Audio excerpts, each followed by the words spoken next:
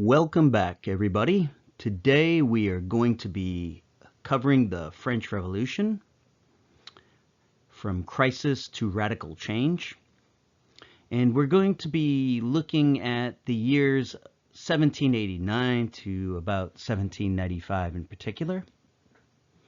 The focus question is going to be, how did the economic, social, political, and intellectual shifts during the liberal phase set the stage for the radical phases, class and national sovereignty issues, ultimately leading to the rise and fall of Jacobin power?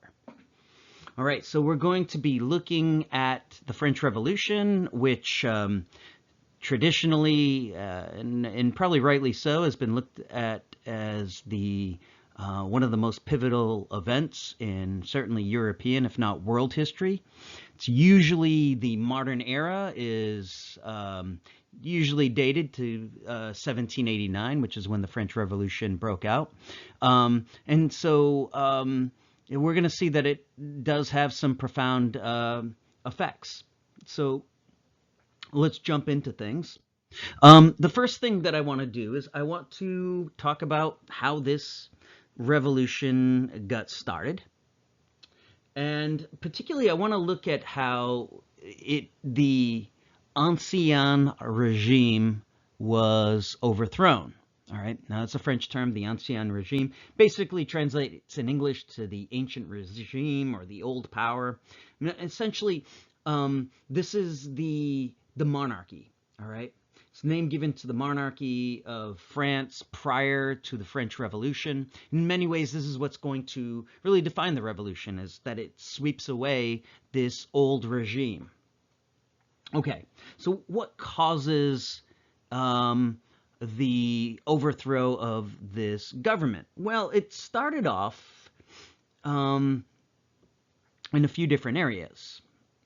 Most immediately, started off with a crisis of bad harvests.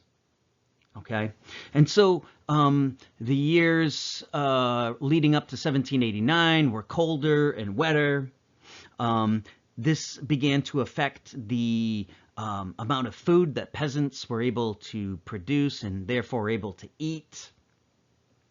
These things tended to have ripple effects, though, because as we all know, that when there's a scarcity of something, and if it's food, this is going to lead to higher prices, so that even people who aren't growing food are going to be affected by it. So it's going to start to affect the urban poor of cities like Paris, and this is going to lead to bread riots. So this is obviously a problem if you're on the lower end of the social spectrum. And it's going to really affect you if you're not getting any food. It wasn't too much of a concern, though, to the people who were in power. They were looking at a different crisis. And this one was also financial to some degree. And this was a debt crisis. All right. Now, the French monarchy had been very busy since at least the time of Louis XIV in the late 17th century. They had been going on a massive program of building, of construction, road, that sort of thing, spending quite a bit of money. But the biggest thing that they had been spending money on, and by far the biggest budget item, was warfare. And the 18th century was a period of time when there was a lot of warfare between some of the major powers. There were several wars between Britain and France. There was a major war in the middle of the 18th century, in particular, that was very, very expensive. It was called the 7 Years' War in Europe. We know it in America as the French and Indian War. And what was bad for France is in most of these wars, not only did they spend a lot of money and lose a lot of lives, but they generally ended up on the losing end of a lot of them. All right, so you were spending this massive amount of life and treasure, and you weren't getting too much for it. Now, one exception to that, and which proved to be the most important of these wars, at least in terms of the budget, was the last one, the American Revolution. In this war, France had gotten revenge on its ancient enemy, Great Britain, by helping its colonies revolt from the motherland. And this was probably very gratifying for the French monarchy and the French people to finally beat England and rub their nose in it to some degree. But for the people who were handling the books, this wasn't such a great thing because, as you can see from this chart, the amount of money that France was spending was greatly exceeding its tax revenues. And so it was getting deeply into debt. The servicing of this debt was getting extremely expensive, so much so that it couldn't be ignored anymore. All right. And so they needed more money. Now, where were they going to get the money from? Now, traditionally, the answer had been like, okay, well, just, I don't know, squeeze some more out of the peasants. But, with the ongoing crisis of harvest, this wasn't really possible. There was one place, though, where they could get money, the crown could, and it was from a group of people who could afford to pay for it, and that was the nobility. And one of the reasons that they could get money from the nobility was because the nobility didn't pay taxes. All right, they didn't pay a land tax, which the peasants were forced to pay. That was part of the grand bargain that guys like Louis XIV and some of the other French monarchs had struck with the nobility. Is they would lose some of their political power, but they would gain social prestige and they would not have to pay taxes. But now, in the face of this crisis, the king's ministers were now demanding that nobles began to pay their fair share. And this set off a revolt. All right. So for the nobles, they weren't willing to do this. They weren't entirely happy with having lost their power in the first place. They were already feeling kind of anxious about their loss of prestige as new groups in society, like the bourgeoisie, the merchants, had begun to rise. And they flat out refused. They said, if we are going to pay any taxes, we need to have some say in government because you've done such a bad job. All right. And so they forced the king, the nobles did, to call the Estates General. Okay. Well, what the hell is the Estates General? Well, the Estates General was France's old legislative body. It was the equivalent of the French Parliament. Now, we've talked about the English Parliament, and you may remember that the English Parliament had two houses. It had the House of Lords and the House of Commons, or the place where nobles met and the place where non-nobles met. France, traditionally, had three houses, and these are based on the three estates.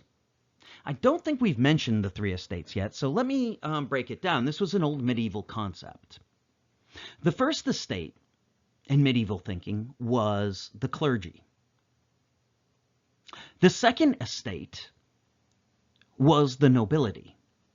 And the third estate was the peasantry. So those who prayed, those who fought, and those who worked.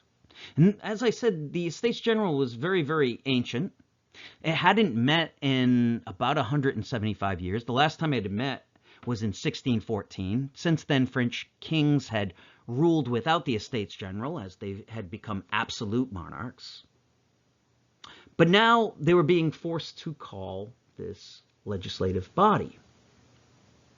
That was very medieval in many ways. And these ideas of different estates were pretty out of date, right? And this proved to be a big source of contention at the time. All right? Because the way that the Estates General traditionally did things is each estate would vote by estate. So in other words, the nobles would all meet together with other nobles, and they would hash things out, and then their assembly would vote. And the same thing for the first estate or the clergy. Their assembly would vote, and then the same for the third estate.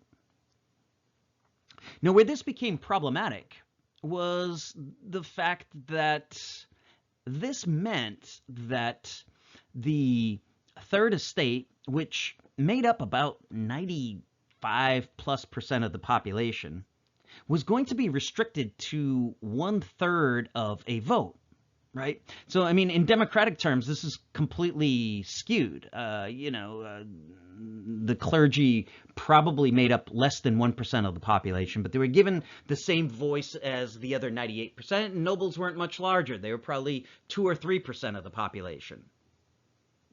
And so, for members of the third estate, this seemed like really, really unfair that, they're 95+% of the population. They're only getting 1/3 of the votes. And for those members of the third estate who wanted reform, they were like, we're never going to get it if we meet according to these old customs. And so they wanted more members, and they wanted one person, one vote. Rather than voting by a group, why not just have everybody interspersed together? And if we have more members and it's one person, one vote, then we'll be able to get some real reforms. Now, initially, the members of the first two estates and the king were against this.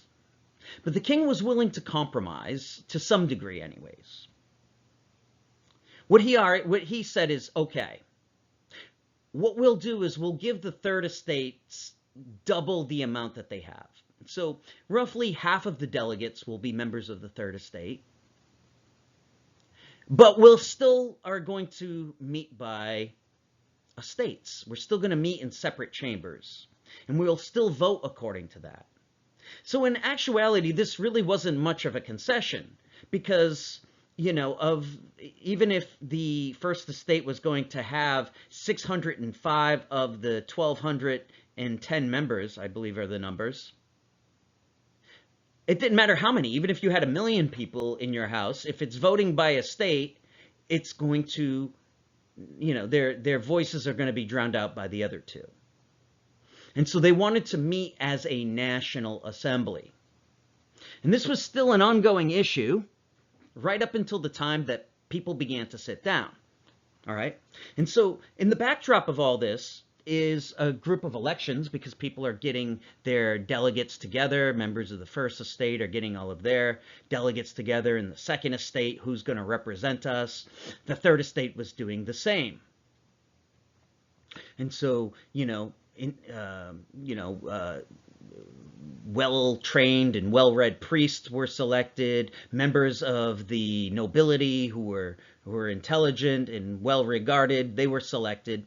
And the same went for the third estate. Okay? And as people were selecting who should represent the third estate, naturally they didn't want to send peasants or uneducated people to go to represent them. They wanted the most intelligent and the most articulate and the most educated of their members. And so the members of the third estate were largely represented by the bourgeoisie. Okay, these are those people who live in cities. They're often very well educated. They're commoners. They're not nobles, but they also tend to be pretty wealthy and, don't really have very much in common with the peasants or poor urban workers, other than the fact that they're not noble. All right. Well, it was determined that the Estates General should meet at Versailles. This is where the king lived. And it's important to know that Versailles is near Paris, but not in Paris. It's about 20 miles outside of Paris. And this becomes significant. Now, as I mentioned, this idea of how we're going to sit was a real big issue. And it wasn't just a matter of, people's egos being bruised. It really mattered whether they sat as a National Assembly or as an Estates General. And this really came down to when they were sitting. All right. And the king was pretty adamant, and the other members of the other estates were pretty adamant that we should sit according to the old rules. But the members of the Third Estate, many of them who were influenced by Enlightenment ideas, refused. And they revolted against this plan to sit separately. And they kind of did a walkout or a strike. They all gathered together. They went out to a nearby tennis court and they made a pledge. All right. So sometimes called the tennis court oath. It was an indoor tennis court, which is interesting that they had those at Versailles already in the 18th century. But anyways, they made this that they weren't going to disband until they had a constitution and unless they were going to sit together as a nation, as a national assembly. And they reasoned that even if they only had half of the votes, that they could still get some real change because some members of the nobility and some members of the clergy were sympathetic to them. All right. Well, this oath, the king eventually conceded or acceded to their demands. One thing about Louis the 16th, who was the king at this time that I didn't mention, is he was a kind of a nice guy in the not so nice sense of the word. He was a bit of a people pleaser, didn't have a lot of backbone. He was, he wasn't his great grandfather, Louis the 14th. Let's put it that way. All right. Well, anyways, this obviously upset many members of the nobility and many members of the clergy. And being a man of little principle and being a man who was easily imposed upon, Louis began to backtrack against this. And, was convinced that maybe he should send the army in, and maybe not so much to put down the members of the Third Estate, but maybe just to scare them a little bit. Well, this also backfired because word got around Paris that a large army was beginning to form. And this began to scare an already anxious population. All right. Now, remember, this is going against a backdrop of bread riots, against starvation, against hunger, and against a populace that didn't really trust the government. All right. And so as the army began to move toward Paris, members of the Parisian lower classes began to try to collect weapons, fearing that the army would be turned against them. And again, this is against the backdrop of not only hunger, but also kind of all of this politics, right? People have been more engaged than normal as there's this exciting thing, an election happening. Well, anyways, the people eventually seized upon the notion of attacking the royal fortress in Paris, known as the Bastille. And this was a royal fortress. It had been used as a prison, and it was an armory of sorts, and so there was weapons there. And to make a long story short, it happened on July 14th of 1789, which is still celebrated as Bastille Day. To make a long story short, the crowds attacked this royal fortress. They were fired upon by the defenders inside, but were eventually able to prevail against them. And they were able to seize some weapons, and they also massacred the guards, even after they had surrendered, and decapitated them, which was kind of an omen of things to come. All right. And again, Louis the 16th saw these goings on, and he became alarmed and concerned, and he called back the army. All right, so it was a bit of a waffler. Well, this also began to spread to other areas. All right. So this was the time of a lot of rumor and a lot of fear. And this summer of 1789 is known as the Great Fear. As peasants who live in the countryside, they also became alarmed about what was happening. They're facing starvation, they're unhappy, and they don't trust their lords. And so they begin to attack the castles, they begin to attack the palaces of nobles all across the French countryside. They seize food, weapons, whatever that they can get their hands on. They burn records that, show how much they're in debt, and basically have their way for a while. And this scares a lot of members of the nobility. Many nobles leave France at this time. They become known as émigrés. These are people who have emigrated or left France. And, France is basically on fire at this time. All right. And so it's a very turbulent time. Well, the chaos in many ways played into the hands of the National Assembly, which was still meeting at Versailles during this period of time. You still have all of these delegates who are trying to bring about some reforms. And the fact that many nobles were now afraid, many of them left the country or weren't attending the goings-on at Versailles. Eventually, the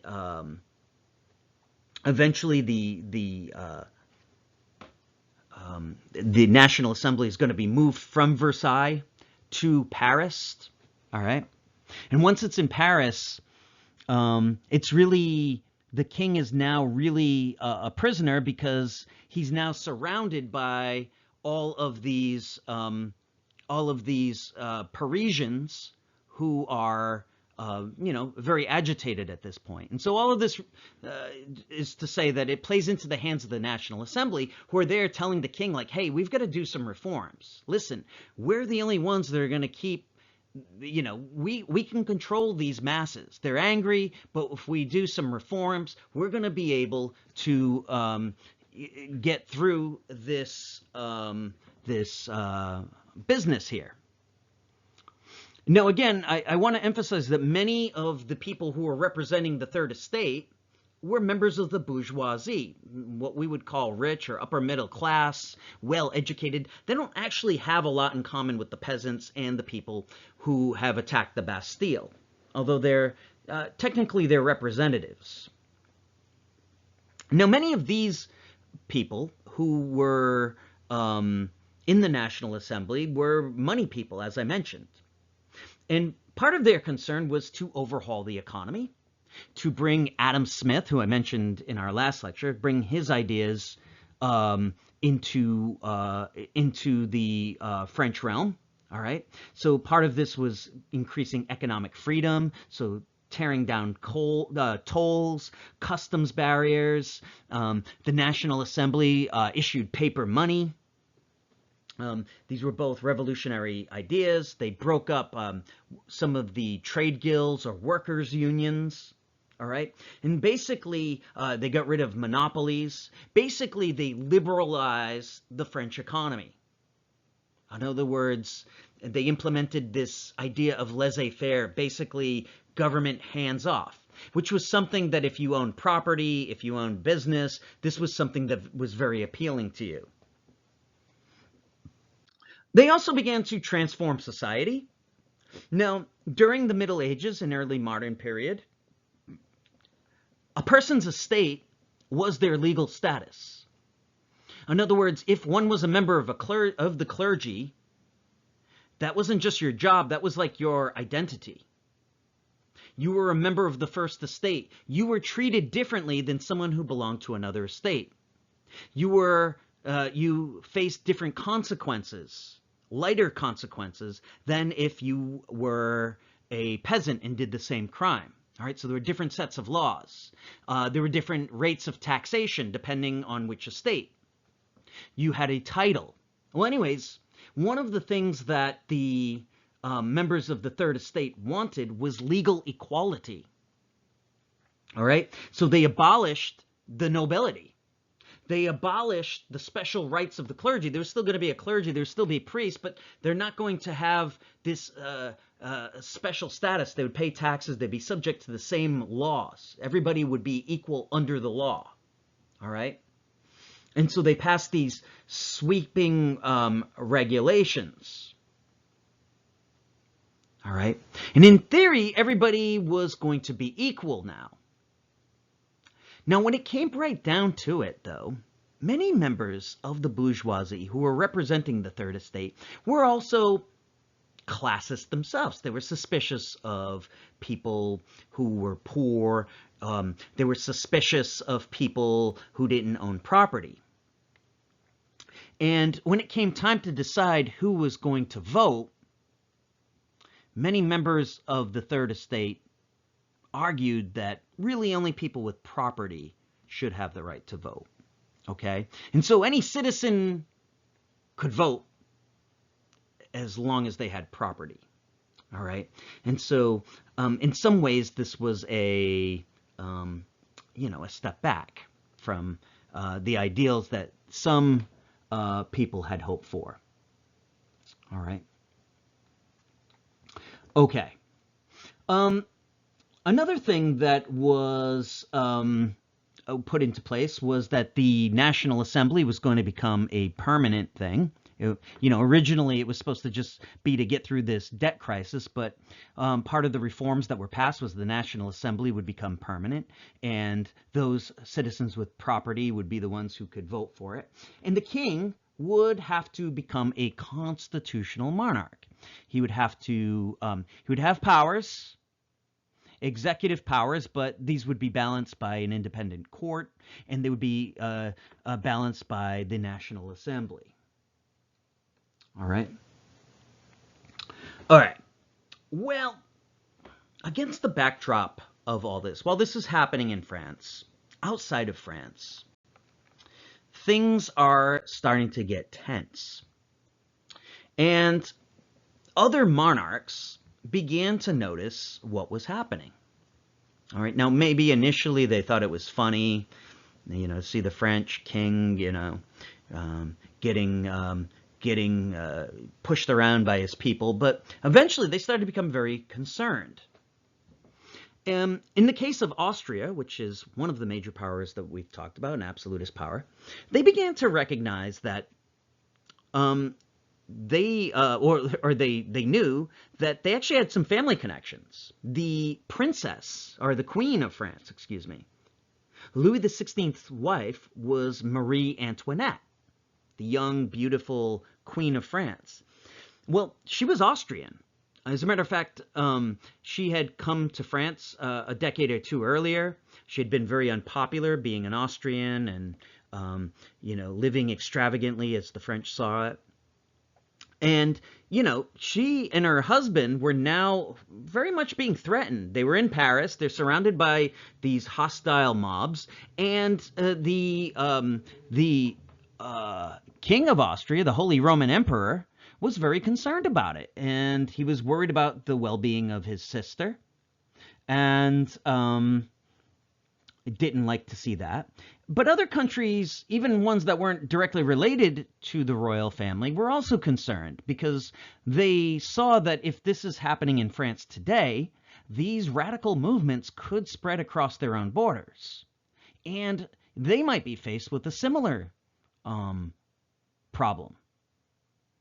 And so two of these powers, Prussia and Austria, agreed that they would team up and they would at least threaten the French revolutionaries. All right?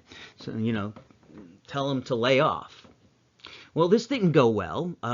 Their threats to the revolutionaries backfired. And if anything else, it just made the French revolutionaries dig in more. This wasn't helped by the fact that the royal family tried to escape. All right. So under the cover of darkness, they disguised themselves and they tried to escape from Paris. They came very close to reaching the Austrian border when they were detected. And then they were basically forced back and put under guard back in Paris. And this really weakened their position, eroded their position even further, because people rightly recognized that they were attempting to flee France, not to just escape with their lives, but probably to link up with some of the émigrés, these nobles that had left, and they were probably going to try to march back in with foreign armies to put down the revolution and get their old power back. And so this really weakened and compromised them. And it really undermined the idea of royal legitimacy altogether. And this played into the hands of radicals in the French Revolution. Now, most members of the Third Estate who had written this new constitution were moderate, or maybe even slightly conservative. They had thought that constitutional monarchy was the best bet, that the protection of private property rights was good. They had thought that equality under the law was sufficient, and that you really want men of property to be the ones voting. Radical members of the National Assembly, though, were displeased with this. Many of these people were followers of Rousseau, who I spoke of last time, and they believed in democracy. Many of these people believed that the will of the people should be all that mattered. Why do we even have a king? Why should we have this person who's not even elected having powers over us? He's clearly not our friend. He's clearly an enemy of the people. Why is it that most of the population can't vote? And so these were more radical members. And, you know, this flight by the king really strengthened their hand. It proved what they had been arguing. Now, these members of the National Assembly tended to meet in a club called the Jacobin Club. All right. Now, to be clear, these were members of the bourgeoisie themselves. These were people with education. These were people with some privilege of their own. They just happened to be radical. But they made an alliance with members of the French working class, who were known as the sans-culottes. And basically what this means is the long pants people. All right. Sans means without, and culottes is breeches. So if you look at this picture here, there's a guy with silk stockings and these capri pants. Those are culottes, and they were a sign of being wealthy. The sans-culottes were people who did manual labor and so wouldn't be wearing silk stockings. You know, if they were around today, they would be the neck tattoo guys. They would drink cumbies and dunkies, whereas the sans-culottes would, where the bourgeoisie would be drinking fancy Starbucks coffees. All right, so this is a class divide. But anyways, the Jacobins and the members of the sans-culottes were able to work together as allies. In many ways, the Jacobins were the brains of this outfit, and the sans-culottes brought the brawn and the numbers. These were mostly the people who had stormed the Bastille, and they were pretty angry that the revolution had done absolutely nothing for them.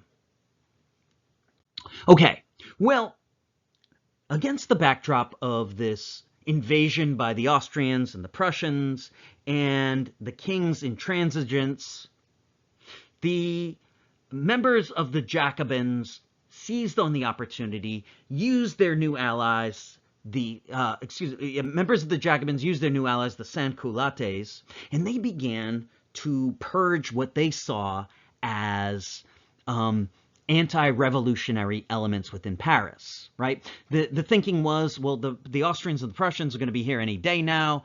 We can't have traitors in our midst. And so they began to round up people that they thought were insufficiently revolutionary. And they began to behead, to decapitate. They attacked the home of the king. And they even attacked and they harassed members of the National Assembly. And so, using this violence, the Jacobins and the Sans-Culottes were able to essentially seize control of the government. All right. So the king was arrested and put in prison. Enemies of the revolution were killed. Many of these people who were actually people who were pro-revolutionary, but maybe just more moderate. And they were even able to demand a new constitution, one that would institute direct democracy, and one that would do away with the king. Okay.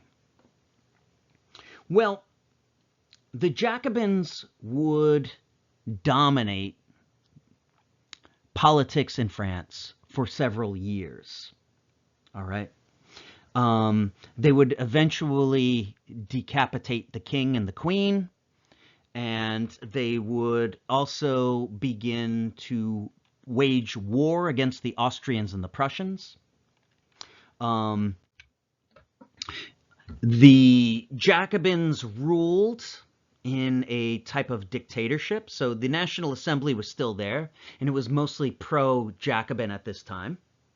But 12 individuals in particular did most of the day-to-day work of the government. All right, these were 12 pretty hardcore Jacobins. And some of the things that they brought about were economic controls. All right, so the original National Assembly had been very pro-business. The Jacobins were much more pro-working class, and so part of the economics controls were to try to set the price of bread. It was to try to limit how much you could charge for certain daily necessities, and it was seizing the property of the wealthy. It was, in a way, a type of pre-socialism before socialism came about. Part of it was seizing property from maybe farmers who didn't want to sell at the price that was being dictated on, or bakers who tried to sell their bread on the black market. They overhauled the army. They started a national draft. The idea is that if you're going to be a citizen of the country now with full rights, you also have to participate in the army. And so they do some really, really revolutionary sort of things. And in some ways it works. They're successful on the battlefield, mostly. They do raise a very large army that's very, very motivated. We'll look at that when we look at Napoleon in our next lecture. They were less successful in the economic controls because a lot of people just tried to sell onto the black market. Economic controls have a very, very bad track record in history. They sound good, but they almost always lead to shortages and black markets and that sort of thing. And it ended up leading to a lot of people just trying to hoard or not sell at the prices that they were demanding. Now, one of the most controversial things that the Jacobins instituted was the Terror. And this was directed first at the king and queen, but also, you know, people in the country. Not everybody was enthusiastic about the revolution. Definitely a lot of people weren't enthusiastic about the Jacobins. And so for people who were too close to the church, many of these people, many priests were executed, many peasants who had hoarded grain were executed. All in all, about 40,000 people were brought to the guillotine in a relatively short amount of time. People who were deemed enemies of the revolution. This period became known as the Terror, and it would last for about a year. Well, In many ways, the Jacobins were victims of their own success. As I mentioned, they were very successful on the battlefield. They drove the Prussians and the Austrians out, and in many ways, they brought stability to the revolution. But ironically, as their grip on power became stronger, the paranoia of some of these Jacobin leaders continued to grow, and so more people were being brought to the guillotines. And eventually, even members of this inner council, this dictatorship of 12, were accused and were brought before the guillotine for being anti-revolutionary. Some of them because they were too far left, some of them because they were too far right. Now again, they're all Jacobins, but even among Jacobins, some people wanted to go further, and some people thought that they were going too far already. And it got to the point that nobody was really sure who would be next. And fear really overtook the members of the National Assembly. And so, in 1794, a coup was planned against some of the leaders of the Jacobins. They were arrested as they tried to appear before the National Assembly. They were convicted of crimes, and they themselves faced the guillotine. And a new, more moderate government was put into place that's called the Directory. And we'll pick this up in our next lecture, but I wanted to give you this first part of the French Revolution, what's sometimes called the liberal, that first phase, and then the radical phase where the Jacobins took over. And so the question is how did the economic, social, political, and intellectual shifts during the liberal phase set the stage for the radical phase's class and national sovereignty issues, ultimately leading to the rise and fall of Jacobin power?